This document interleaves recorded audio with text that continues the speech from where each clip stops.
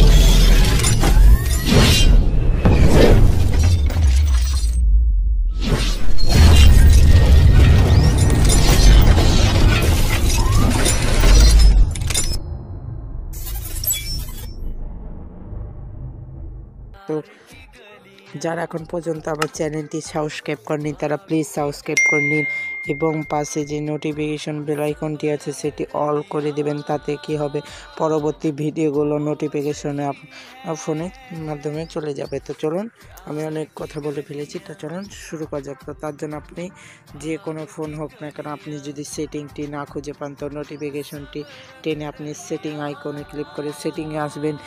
সেটিংয়ে আসার পর এখান থেকে আপনি স্ক্রল ডাউন করার পর এই যে দেখতে পাচ্ছেন অ্যাডিশনাল সেটিং নামে একটি সেটিং রয়েছে, এখানে আপনি প্রবেশ করবেন। প্রবেশ করার পরে এই যে এখানে দেখতে পাচ্ছেন ব্যাক অ্যান্ড জেনারেশন শর্টকাটস, এখানে আপনি যাবেন। এখানে যাওয়ার পর এই যে দেখতে পাচ্ছেন, সরি ফ্রেন্ড, এখানে যেতে হবে না, তো আপনাকে যেতে হবে, আমি বলে দিই, নোটিফিকেশনে যেতে হবে আপনাদেরকে।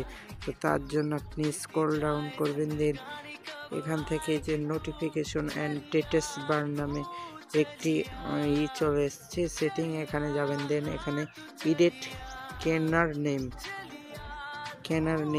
এখানে আপনি এখানে আপনাদেরকে কিছুই থাকবে না, গ্রামীণ ফোন লেখা থাকবে। এখানে আপনি কি করবেন, একটি ইমোজি নিয়ে নেবেন। তো একটি নেটওয়ার্কের ইমোজি নিয়ে নেবেন।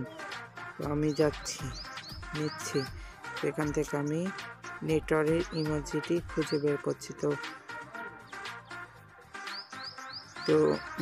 এই যে নেটওয়ার্কের ইমেজ, এখন আপনি যেটি আপনি আপনার ইচ্ছা মতন বসাবেন। আপনি 5G করলে 5G, 6G করলে 6G করলে, যেহেতু আমি 4G করছি 4G। দেন ব্যাকে চলে আসবেন। দেন ব্যাকে চলে আসার পর এটি হয়ে যাবে। দেন আপনি এখন স্ক্রিনটি লক করবেন।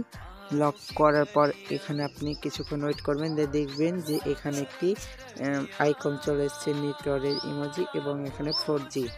তো আশা করছি এই ভিডিওটি আপনার কাছে অনেকটাই ভালো লেগেছে। তো ভালো লেগে থাকলে প্লিজ ভিডিওটিতে লাইক করবেন এবং আমার ভিডিওগুলো আপনাদের কাছে কেমন লাগছে তা আপনি কমেন্টের মাধ্যমে আমাকে জানাবেন। তো সাবস্ক্রাইব তো করতে ভুলবেন না। তো দেখা হচ্ছে পরের ভিডিওতে, বাই।